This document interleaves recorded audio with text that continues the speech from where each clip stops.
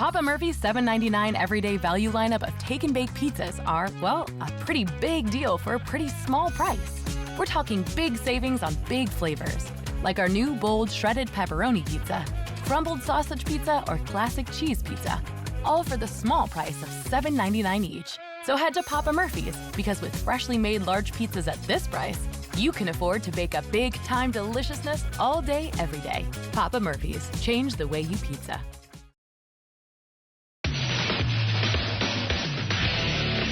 This is a Queen Bee Radio High School sports presentation.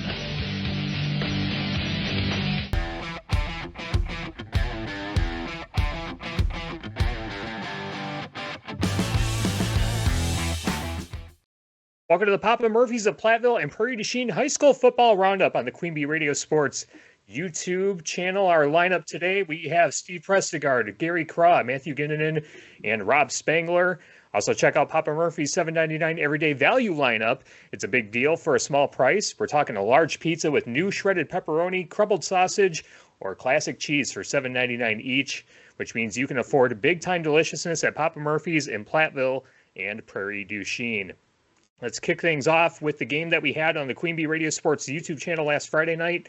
The only time that we'll see the 8-player teams in our area go head-to-head in the regular season, potentially the postseason, depending on how the rest of the season shakes out. But Gary, you and I got to call Highland at Belmont, and for the second week in a row, Gary, you and I got to call a game where we had expectations going in, and those expectations are not what happened out on the field, to say the least. Highland coming away with a 36-0 win over the Belmont Braves in Highland's home opener as an 8-player football program. Long story short, the score of the game was 36-0 with about 8.5 minutes to go in the second quarter. There was a running clock the rest of the way, and just straight-up dominance by the Highland Cardinals over the Belmont Braves on Friday night, Gary. Yeah, it's probably one of the first times I've ever seen a continuous clock start in the first half. The officials, like you said, told the timekeeper to roll the clock, but Belmont was just plain outmanned that night. The senior-laden Highland team came to play, and they showed why they won the Ridge Valley last year in the 11-man, and they're just as good and going to be a force to be reckoned with in the 8-man as well. Yeah, just some stats from that game. Bennett Smith, 6 of 12 passing for 161 yards and 3 touchdowns. Landis Newberry, 12 attempts, just missing 100 yards with 99 and 1 rushing touchdown. He had that really insane run at the end of the third quarter where it looked like someone was smashing the buttons on an Xbox controller with all the jukes and the spins that he was doing there. But and just for some context to how dominant Highland was on the offensive side of the ball, they only had 4 third down attempts for the entire game and converted 3 of them. So they only missed 1 third down conversion all game, and I believe that was in the second half, probably mid to late fourth quarter, I believe. I think that was the only punt that we saw from Highland in that game. But what it kind of reminded me of, Gary, is Highland has had a reputation since they moved to the Ridge and Valley 11-player conference that they are still truly a Six Rivers team, just because of how physical, they are. They kind of maintain that physical play from when they moved from the Six Rivers to the Ridge and Valley.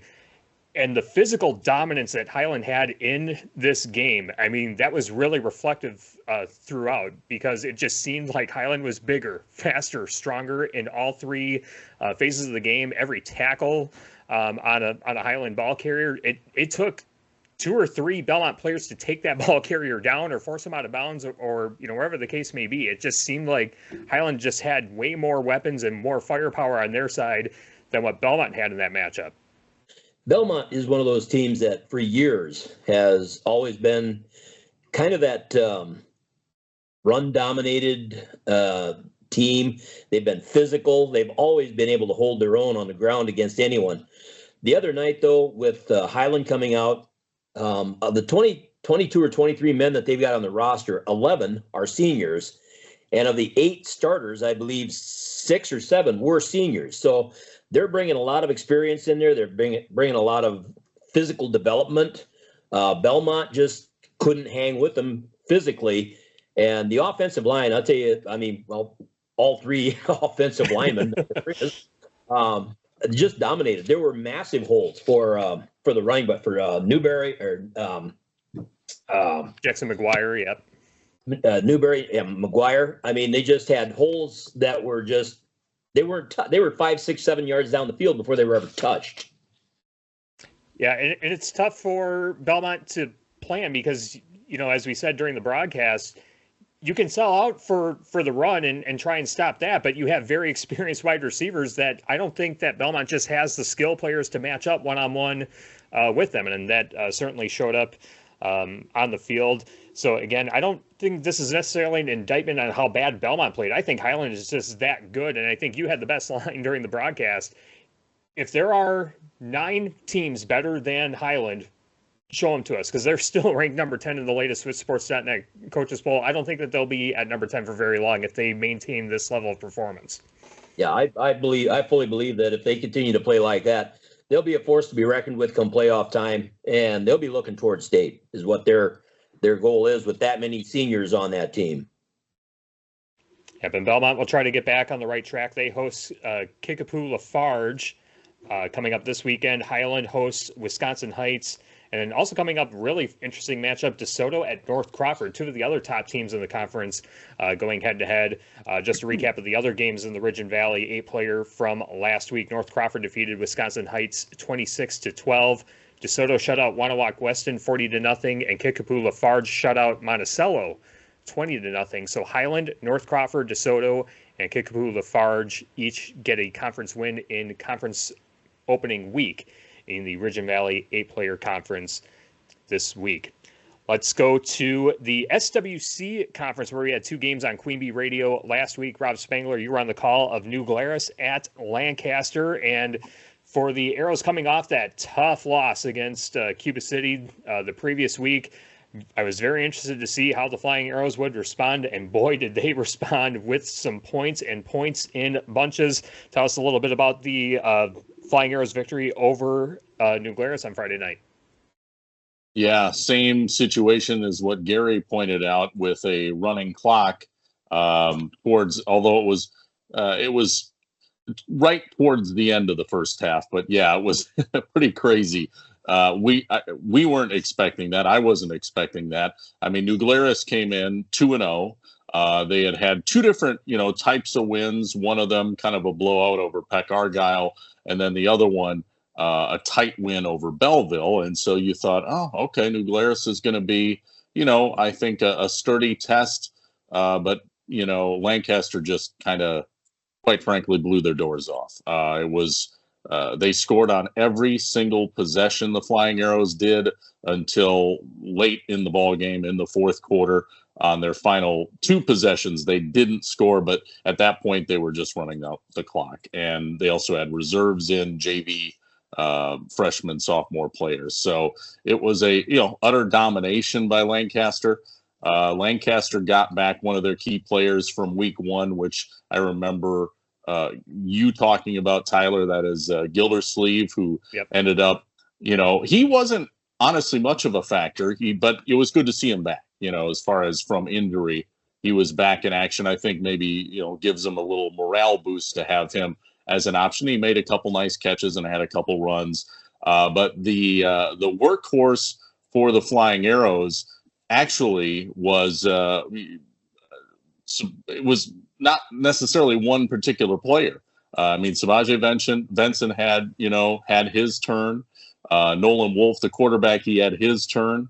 And the player that, I don't know if I want to say surprised, because this is my first time seeing Lancaster, but one of their wide receivers, Taylor Williams, he came up big for the Flying Arrows time after time and really looks like a go-to receiver. Big, physical, over 6 foot, good hands, good route running. I was really, really impressed with Taylor Williams. So, in fact, he's one that, don't want to tip the hand, but definitely one of the players that I was looking at from last week as a player of the week candidate. So, but Lancaster, and then on the other side of the ball, Lancaster defensively, again, pretty much shut down New Glarus until until the game was pretty much out of hand. New Glarus finally did, punch one in right before halftime. But again, Lancaster had scored on every possession prior to that, and we had a running clock, and then they did add one more score late against, again, reserve JV backup players. So what can you say? Utter domination from Lancaster, a great bounce back win by the Flying Arrows, and feels like it's Lancaster football again, right? Like, okay, they kind of got taken to the woodshed by Cuba City. They admitted that, talking with their coach, Jordan Rollin, before the game. He basically said, I tried to be diplomatic about it. You don't want to be too cruel when you're talking to a coach. But I said, well, things didn't go your way. And he said, we got killed. And so, and they did. They got taken to the woodshed. But it's what you do after that happens, and Lancaster responded, and so then you go, yeah, I guess this is Lancaster again. No reason to hit the panic button. That's my probably biggest takeaway. Yeah, the one question that I had about Lancaster heading into this game was their rush defense, because as Matthew can attest to in the game against Mineral Point, and as Gary can attest to in the game against Cuba City, the rush defense was not great the first two games. It did sound like Lancaster made some adjustments as far as personnel and alignment in that game. What did you formation? Formation-wise, they changed it up, and that was something that Rollin talked about. He said, "This isn't a knee-jerk reaction, after the Cuba City one-sided affair." He said, "We've been debating moving, because." As you guys know, and anybody who watches and studies football knows, you have to kind of play the type of scheme that fits your personnel, not the other way around. You can't shoehorn guys into a scheme that doesn't work. You can, but it's probably not going to work out real well. And so Lancaster had an extra D lineman in their formation, and then they had more guys in the secondary. So they kind of beefed it up front a little bit, and then beefed it up on the back end a little bit, because they have a lot of speed and speed guys, maybe a little smaller, but they can rally to the ball, they can fly to the ball. And so they had 3 safeties instead of 2 safeties, and then 2 corners. So you had 5 DBs total, and then 4 D linemen. So it was a different look. It was a little bit, but again, they're Jordan Rollin and staff are trying to use what they have, and maybe they don't have a lot of like linebacker types that you can stick in there and have those bigger guys. I would say medium-sized guys who are hammers in that second level of the defense. So they put more on the back end and one more on the front end, and it worked really well. All right, awesome. Good to hear the Flying Arrows back on track with their 48-20 win over New Glarus on Friday night. Speaking of teams getting back on the right track in the SWC, Steve Prestegard, Platteville 49, Broadhead Judah 6. Platteville finding points, and a lot of points in their third game of the season, opening up conference play at home. What went right for Platteville on Friday night? Well, the bear question is what didn't go right, which is a really, really, really short list. That team did not look like a team that had not scored in its first 2 games this season. Frankly, they looked like last year. Bryce Arneson, the Platteville coach, said before the game that all it was going to take was 1 touchdown, and he felt the floodgates would open. Well, that took exactly 5 offensive plays, and Tyler Sass, did his usual home run thing on the 5th play of the game, ran right through the middle for a score, and then after that, Platteville got it back, and after Lucas Ludlam got an interception, well, he wasn't tired out by that, so they said, here, go for it, and he ended up running a long touchdown catch. And, suddenly we're not even halfway through the first quarter, and it's 14-0, and they just basically poured it on from there. The defense got 3 turnovers. The offense scored on 2 of them. TJ Pink, who had, played okay for the first 2 weeks, but obviously no points, but he threw for 250 yards. And even Brody Digman, who is the backup quarterback, kind of more of a dual threat quarterback perhaps than Pink is. The second play he ends up running for about a 60-yard touchdown run. And, kind of like that Xbox thing you were talking about, he got past one guy and spun past another guy, and off he went. So all problems look like they were fixed, certainly, in that game. I don't know if that's really the case, but they certainly did not look like a team that had not scored at all coming into that game. So Platteville's back on track again with a 49-6 win over SWC rival Broadhead Judah. Other games from last week in the SWC, Prairie du Chien took care of Richland Center 47-15, and River Valley 56, Dodgeville 25. So Lancaster, Prairie du Chien, Platteville, and River Valley all get wins in the first week of conference play. The games that we have coming up this week on Queen Bee Radio for the SWC teams, we have Lancaster at Richland Center on 97.7 Country WGLR, and then a big one, Prairie du Chien at Platteville on Extreme 107.1. New Glarus is at Dodgeville, and Broadhead Judah is at River Valley. Steve, let's talk about that Prairie du Chien at Platteville game. This, to me, feels like one of those contender-pretender type of games. We're going to see what each team is made of and which team is going to really establish themselves as one of the top teams in the top of the conference. What do you make of it?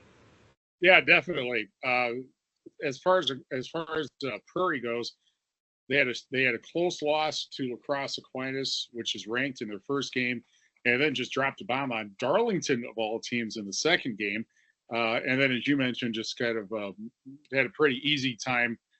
Certainly scored a lot of points. It makes you think, if you believe the stats from Platteville's win and the stats from Prairie's win, that we could have a real shootout coming up Friday night at the Platteville Activities Complex. The thing, however, is that at least a year ago, Prairie du Chien's plan was to use their offense to play defense to keep the ball away from Platteville. Now, they did end up holding Platteville to 21 points. However, if you're going to do that strategy, you do need to score some, and that 21 points that Platteville scored was 21 points more than Prairie scored. I tend to think they have, for one thing, they have one of the best players in the area in Hunter Thierry, who's their leading rusher and receiver. He was a tight end last year. He is listed as a fullback this year. But they also have Abe Amundsen, the quarterback, back, and he threw, I can't believe this, 347 yards and 5 touchdowns last week. Wow. Yeah, exactly. So this turns out maybe to be a battle of two of the best running backs in the area, in Thierry and Tyler Sass, and two of the best quarterbacks in the area, in TJ Pink and Abe Amundsen. But you never know for sure, obviously, going in what's going to happen. But if you believe the stats, this could be similar to last year's Platteville-Lancaster game for total points and all that.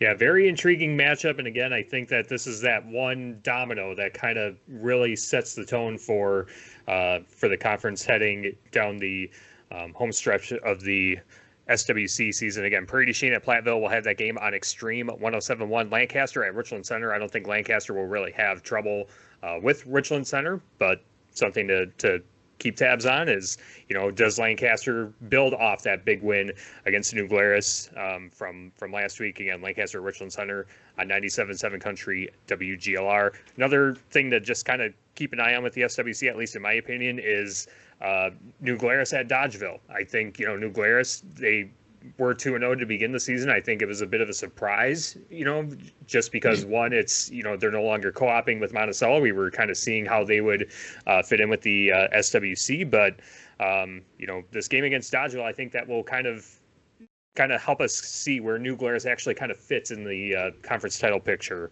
in the SWC. Let's move into the SWAL, where last week we had Cuba City at Belleville on Super Hits 106. Cuba City getting the win over Belleville 38-7. Other scores. We also had Stockton at Benton Scales Mount Charlesburg on Saturday. Stockton defeating Benton Scales Mount Charlesburg 56-12. Other finals from last week, Darlington defeating Mineral Point 27-0, and Southwestern East Dubuque taking care of Fenimore late 34-7. A very competitive game in the first 3 quarters or so of that game before Southwestern East Dubuque pulled away. Matthew, I'll bring you in. First, let's talk about Cuba City and Belleville. I think, we were kind of keeping tabs on Belleville just because we knew that they had a bunch of players coming back and that they were pretty deep heading into this season. But Belleville now 0-3. Cuba City getting a very decisive win and playing their brand of football and taking care of Belleville easily.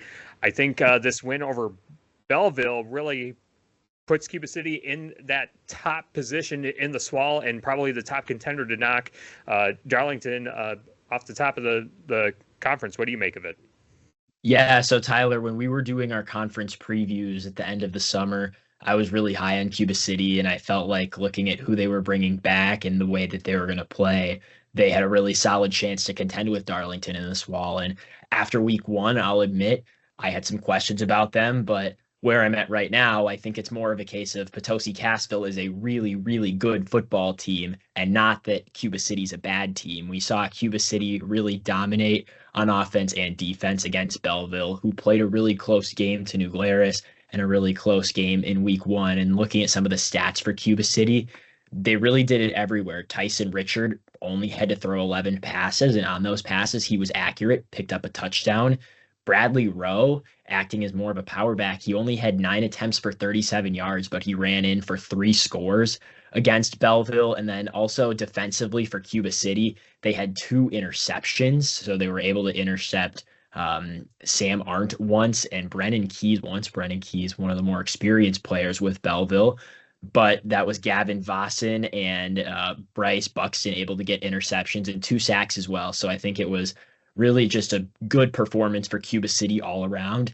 And for Belleville, they played those 2 games pretty close in the non-conference, as we mentioned. But now, falling to Cuba City in week one of conference play, they're really just going to have to look at their schedule through the rest of the year and see where they might be those games that they can pick up wins and just go game by game at this point.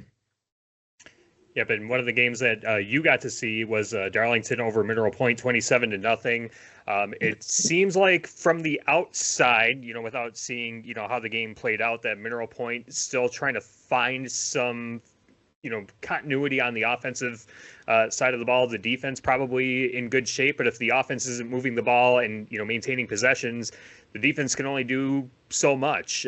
What was kind of the flow of the game for Mineral Point against Darlington on Friday? Well, so we'll start with Mineral Point. And at the beginning of the game, it looked like it was going to be fairly close for a little while. It was 0-0 at the end of the first quarter. And I think one really big thing for Mineral Point was injuries. They canceled their JV game this week due to injuries and low numbers. You talk about some guys that didn't play as much. Starting center Colton Docknell came out of the game for Mineral Point, and the quarterback Reed Ackerman came out of the game for Mineral Point. So still trying to figure out their identity. But I think the big story in that game is how good Darlington looked. First of all, with how the coaches were able to handle game planning for Mineral Point, they were able to shut down the Mineral Point run game pretty early. And beyond that, shut down the short passes for Mineral Point. So they were really able to limit the pointers offensively. They also caused 2 fumbles that they were able to recover and intercepted Reed Ackerman once. And all of those turnovers led to scoring drives, and they were able to set up the Redbird offense really well. But if I'm a Darlington fan, the one thing that has me really excited, not only for this year, but beyond, is Zeke Zuberbuehler. And I remember looking at the stats of the first game and seeing he only threw 5 passes. But now, as he moves throughout the season, he's looking much more confident. One drive comes to mind in particular against Mineral Point. He found Maddox Goebel down the field in double coverage for about a 40-yard pickup, and a couple plays later threw a pass over the back or over the shoulder in the back of the end zone to Broker Busher. So very accurate. His ability to run. He would set up a couple rushing touchdowns. So he's going to be really solid going forward, and Darlington is setting themselves up well for conference play going forward. Good deal again. Darlington 27, Mineral Point nothing. That score from Friday night.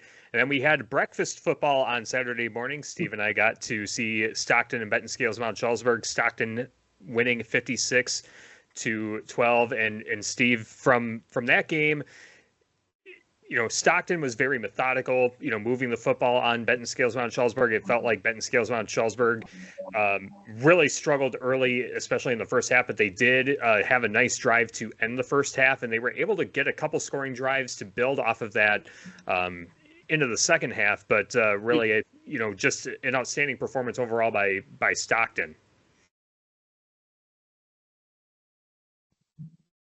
Yeah, the big issue was I thought that Stockton's lines really were dominant over Benton Scales Mount Sheldsburg. They had a lot of difficulty getting anything going until into the second half, and Stockton did not have that problem. They went right downfield the first couple of times they had the ball, and all of a sudden you looked up and it was getting out of hand. Now, the thing that should be kept in mind about this game is Benton Scales Mount Sheldsburg now has a record of, believe it or not, no wins and 3 losses overall. But in the SWAL, they're 1-0 because, of course, they get the forfeit win because Madison Abundant Life St. Ambrose didn't come into the conference after all. So it's weird to not have won a game yet, but yet you're one step of the way to the playoffs. But that's how it all worked out. And I think that the Knights can also take the last couple of scores. They looked pretty good on their last couple of drives. They also had another drive late in the first half that they moved the ball, weren't able to score. And I think those are the two things that they need to build on for future weeks. Yep, agreed. That was Stockton over Benton Scales Mount Sheldsburg, 56-12 on Saturday. And then the other game in the SWAL, Southwestern East Dubuque over Fenimore, 34-7. It was a tight ball game through about the first 3 quarters before Southwestern East Dubuque was able to pull away. And now that sets up a very interesting set of games coming up on Friday night. Matthew and I will have the call of Mineral Point at Cuba City on Super Hits 106 and the Queen Bee Radio Sports YouTube channel. And then Southwestern East Dubuque is at Darlington. And I think for those 2 games in particular, we were talking about Prairie to Chien at Platteville being a contender versus pretender type of matchup. I think that these 2 games right here really will, have a key part in how the conference plays out in the SWAL. I think, Mineral Point, can they find, the offense that they need to move the football against a very tough Cuba City defense that has really shown up as of late after bouncing back from that loss against Potosi-Cassville. And then we'll see about Southwestern East Dubuque. They've had a very strong start to the season. They're still undefeated at 3-0. They've been a team, that's gotten big wins over the likes of Blackhawk Warren, who was state runner-up last year and the number 2 ranked team in the state to begin the season. Matthew, first with Mineral Point at Cuba City, what's the thing that you're looking for from both teams heading into that matchup? I think with Cuba City, it's going to be, can they continue to build on the momentum that they've built the last 2 weeks and those 2 really big wins they've gotten? They know what they're made of. It's just going to be a matter of how perfect can they make it? How much scheming can they do against Mineral Point and really focusing on that technique? How impressive can they look? And for Mineral Point, I'll be talking to Coach Justin Leonard for the Raleigh Cheese pregame show on the game on Super Hits 106, and I would be interested to talk to him about the Russell Law Office's injury report to see how his guys are bouncing back from that loss to Darlington, because that's going to be a key thing. We know that Mineral Point doesn't have the same depth that Cuba City does, so that's going to be one of the key pieces for Mineral Point that's going to really impact the outcome of the game. Yep, agreed there. And then Southwestern East Dubuque at Darlington. Again, we'll see how good Southwestern East Dubuque really is going against, what we'll call the gatekeeper of the SWAL against Darlington on Friday night. Other matchups, very interesting matchup, I think. Benton Scales Mount Sheldsburg at Fenimore. Again, Benton Scales Mount Sheldsburg falling to Stockton on Friday night, but they get the conference win as a forfeit. And this, to me, feels like a winnable game for Benton Scales Mount Sheldsburg. It's a game that they won last year against Fenimore. I think 36-20 last year was the final score of that one. But we'll see, where Benton Scales Mount Sheldsburg and even Fenimore, where they kind of fit in the SWAL. And then Belleville, they take on Lake Mills. That game against Lake Mills, the replacement game for the matchup that they were supposed to have against Abundant Life St. Ambrose. That's the SWAL recap / preview. Let's wrap things up with the Six Rivers Conference, or as Steve Prestegard has mentioned, it's actually the Nine Rivers Conference. If you look at it geographically, you can always go back to the Six Rivers preview. He can educate you on why that's the case. But either way, let's look back at last week's scores where, again, there was a big-time matchup. In the Six Rivers, Blackhawk Warren coming away with a 26-20 win over River Ridge, a very tight ball game till the very end. In the fourth quarter, it was tied at 14 before Bryce Van Raalte returned a fumble for a touchdown to give Blackhawk Warren the 20-14 lead. River Ridge would then score on a 57-yard touchdown pass from Brandon Davis to Reese Drew. The 2-point conversion was no good. We were tied at 20 with 2:54 to go in the ballgame, and then Blackhawk Warren scores with 10 seconds left. A double pass. Owen Sefrud finding Bo Bredesen for the receiving touchdown. Only 2 completions passing for Blackhawk Warren, as you would kind of expect. That's kind of the way that they do things with the veer and things like that. But Blackhawk Warren getting a gritty win over River Ridge to keep themselves at the top of the Six Rivers Conference race. And for River Ridge, they have to bounce back, and their next game is not going to get any easier. They get the number 1 ranked team in Division 7 and the 3-time defending Six Rivers champion Potosi-Cassville coming up on Friday night. We'll talk about that in just a bit. But Potosi-Cassville also a winner over Riverdale, 57-0. And one of the weird Ridge and Valley-esque type of scores, Iowa Grant defeating Seneca Wazeeka Steuben 28-24. And then Peck Argyle defeating Boscobel 42-32 in a game that featured a lot of passing. So when we look at the Six Rivers Conference, Steve, I'll lean into you first, and then Gary, if you want to chime in as well. This matchup between River Ridge and Potosi-Cassville, again, one of those contender-pretender type of games for River Ridge where, you know, I said during the conference preview show that I didn't think that that the top 3 teams were going to get through the conference season undefeated. I still think that that could happen. I do think that River Ridge being at home and coming off that tough loss against Blackhawk Warren kind of has River Ridge in check mentally heading into that matchup. But Potosi-Cassville has defeated River Ridge pretty consistently over the last few years, although the games have been very, very competitive. What do you make of the matchup between River Ridge and Potosi-Cassville, Steve?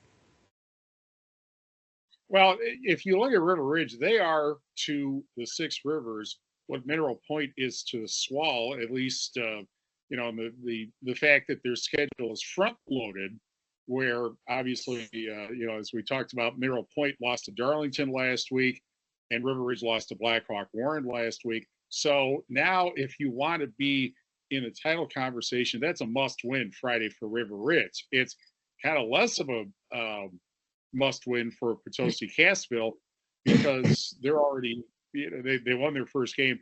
And more importantly, they don't play Blackhawk Warren until, I think, right at the end of the season, correct? So, yep, final week of the season, yep. Right, so it is kind of interesting that if you want to stay in the conference race, River Ridge really needs to win that game, similar to Mineral Point really needing to beat Cuba City.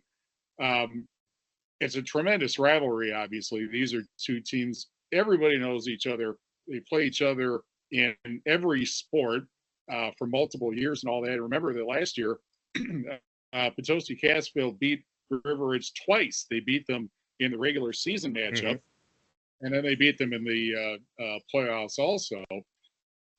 So, I mean, that's going to be just a terrific game, and it probably comes down to, can River Ridge fix the things that have lost them? They lost them the game last week, for instance. Can they execute their offense? Can they take advantage of of any kinds of mistakes that Potosi-Cassville makes, knowing full well Potosi-Cassville doesn't make many mistakes? So being able to take advantage of that, it's going to be at a premium, I think, for the Timberwolves. Yep, agreed there. Gary, what do you make of the matchup? I think it's going to be more of a defensive game, I think, than what a lot of people think.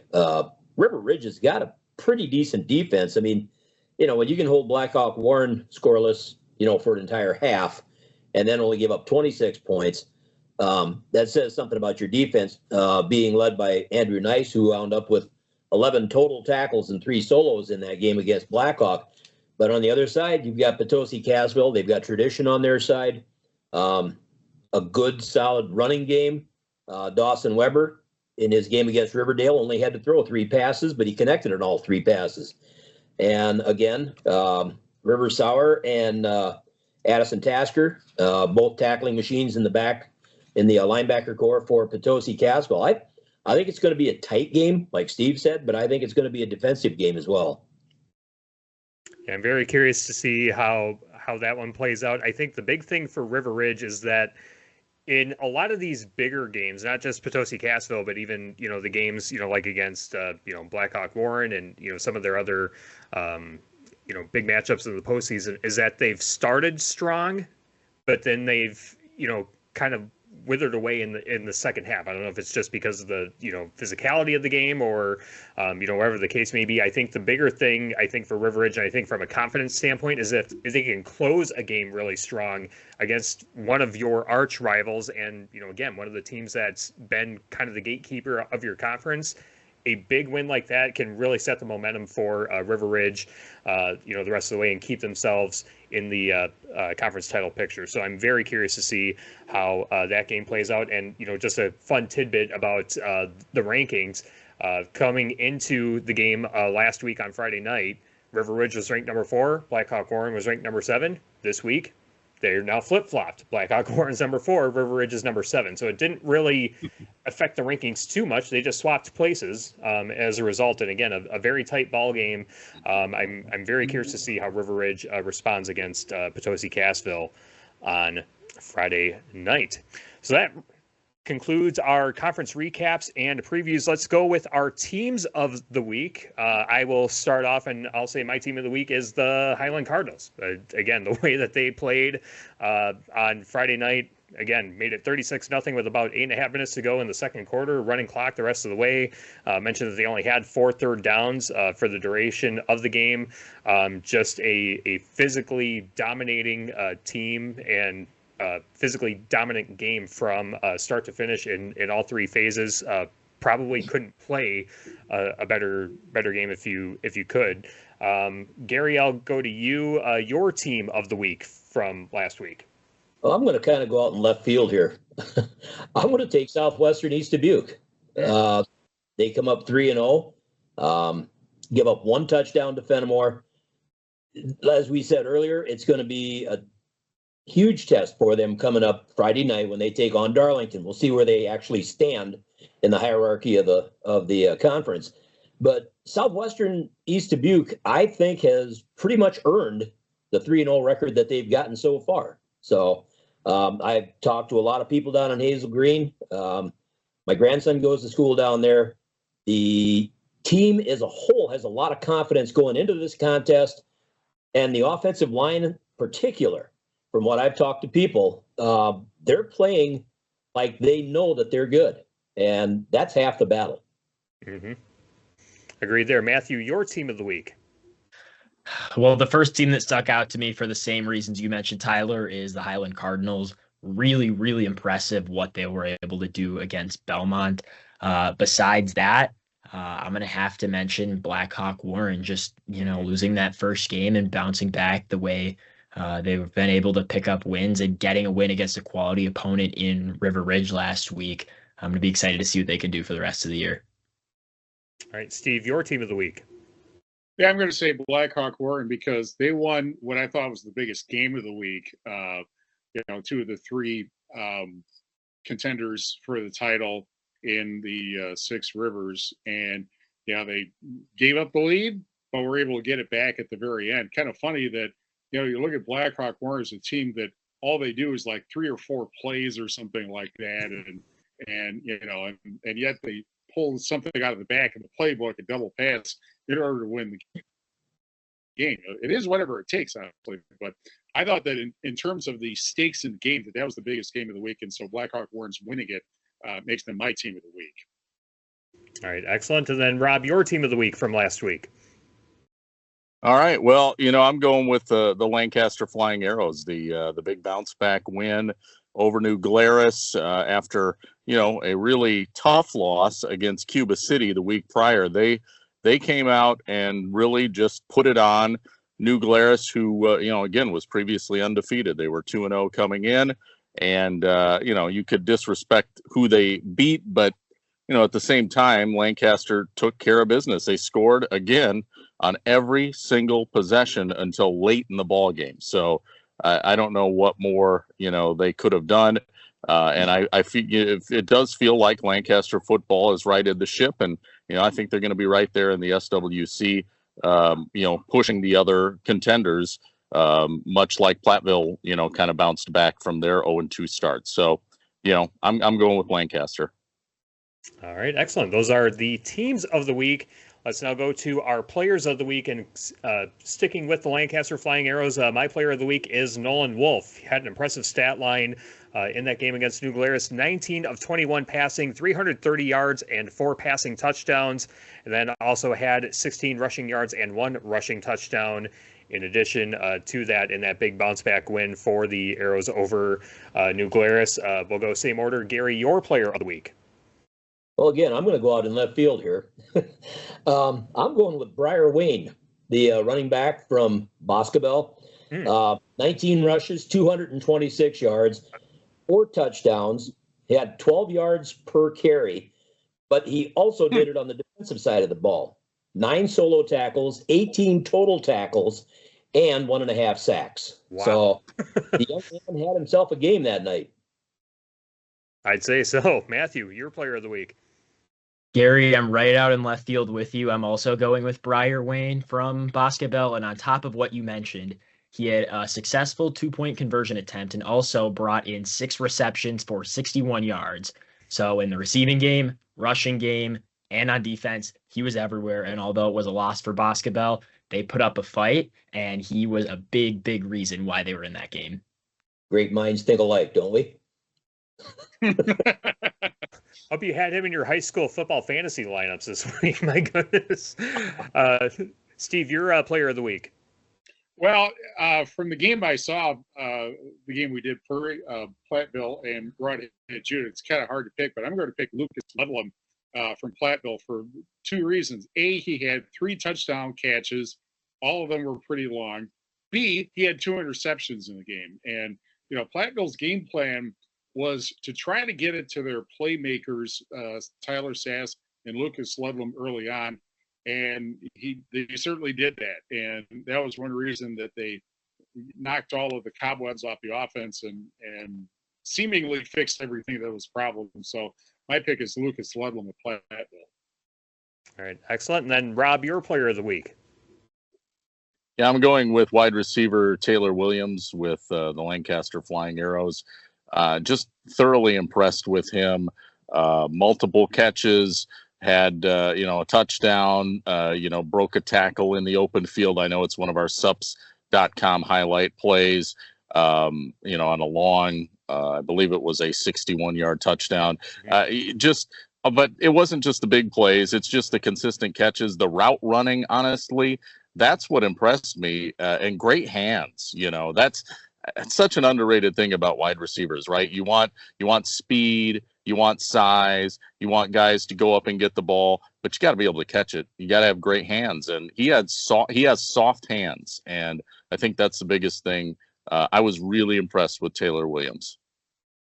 Yep, agreed. He's an outstanding athlete in basketball as well, and you can tell that he's very athletic and can do great things when he's got the football in his hands. So outstanding players for our players of the week.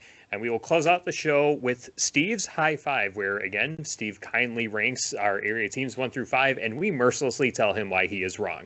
And I will say that there is one disclaimer when it comes to Steve's High Five. He mentioned this to me during the game on Saturday, that the High Five only consists of 11-player teams. So the Highland Cardinals, even though they were a very dominant football team, we only have 2 8-player teams in our area that we cover consistently. So this is going to be for 11-player teams only, but we do want to make sure that the Highland Cardinals do get the recognition that they deserve, and for Belmont as well.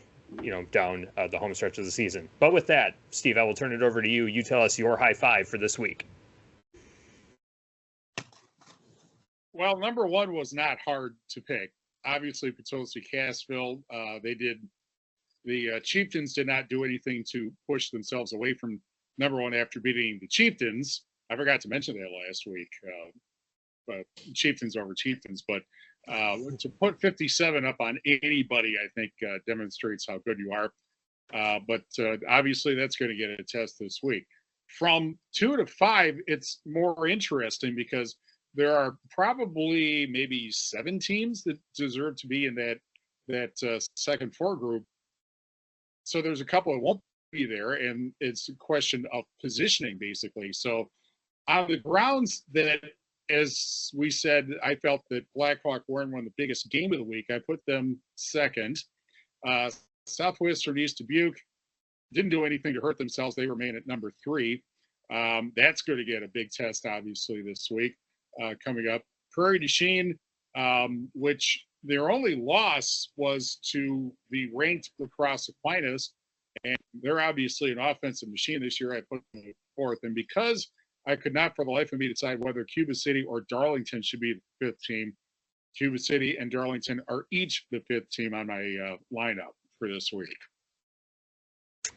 All right, so again, 1 through 5. Number 1 is Potosi Cassville. Number 2 is Blackhawk Warren. Number 3, Southwestern East Dubuque.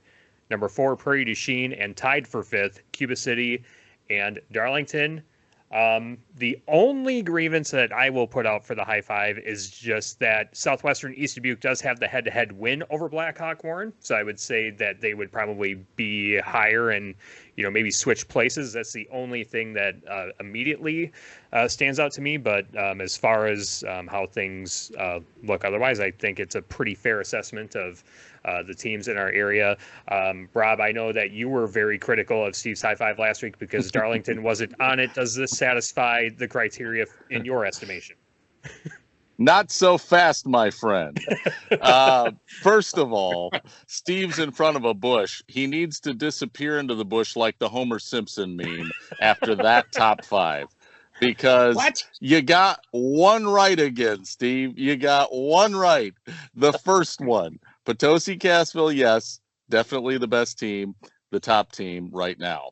But number 2, how can you not put the undefeated Southwestern East Dubuque Co-op, who beat Blackhawk Warren, as Tyler just pointed out? You put them ahead of Southwestern East Dubuque. You just fade into the bush. Just like the Detroit Lion fans, who will be fading into that bush like Homer Simpson. And as far as the rest of the pack, though, yeah, I would put, Blackhawk Warren, I would put Prairie du Chien higher. I still think the fact that the only loss they have is the Lacrosse Aquinas, I would argue they're the best one-loss team at this point. So I put them behind Southwestern East Dubuque, and then probably Darlington, and then probably Blackhawk Warren. So that's the way I would see it. But you were close, Steve. You got one right. Well, on a limb. Okay. I will say that, yes, Potosi Cassville, number 1. Southwestern East Dubuque is deserving to be in the top 5. I don't know if number 2. But I also think that Cuba City should be ranked a little higher than 5. I think Cuba City should be 3rd. Darlington should be 4th. And what'd I do? I think I lost myself here.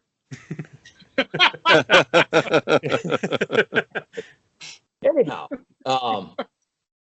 cut it short. Potosi Cassville, Southwestern East Dubuque, Cuba City, Darlington, and I'm going to drop Blackhawk Warren out altogether, and I'm going to put Lancaster in there. Oh. Okay. All right. Matthew, what do you think of the high five? Well, I think we got to call it a high 6 this week. I know it's your own poll, Steve. I guess you make your own rules. Obviously, yes. Potosi Cassville, they're solid at number 1. We all know that. I think if we're going to also say that we can have teams tied, Southwestern East Dubuque's got the head-to-head win. Blackhawk Warren has got the win over River Ridge. So while we're at it, and put them both at number 2 for this week, I would put Cuba City at number 4. and I would give them the slight edge over Darlington. That game I have circled on my calendar. That's going to tell me a lot about both of those teams. But as it stands right now, I would give Cuba City the slight edge over Darlington. And then at that 5 spot, take your pick, Prairie du Chien, Darlington. And, okay, so do I get a rebuttal now after all that? Yes, absolutely. I was leading you into your rebuttal, but please step in and defend yourself. Well, my rationale, I think I said this, that my rationale for Blackhawk Horn being where they are is because they got the bigger win. And my kind of strength of schedule formula is, what did you most recently do? I hope I don't get run out of or banned going into Hazel Green for saying this. But Southwestern used to be, other than beating Blackhawk Horn, we know what kind of a huge game that was, but that was 2 weeks ago. And the strength of schedule since that point has not perhaps been great. That is not Southwestern East Dubuque's fault, but that is fact. I think that obviously that's going to get answered this week, because if they are able to beat Darlington, they're going to move up for obvious reasons. And, other than that, I guess the rest I feel like stands. And as I said before, there's a couple more teams that could probably fit, because there's a lot of now, we talked about last week about how there are a lot of 1-1 teams. Well, now there's a lot of 2-1 teams that won conference games. And so that is again, my rationale. And once again, if you don't like my list, create your own. That was the quote I was going to lead you into when you were going to defend yourself. If you don't like his list, make your own. That's the thing. But again, he makes the list. We tell him why he's wrong, and we told you why you were wrong. So we all have different opinions. But I will say this.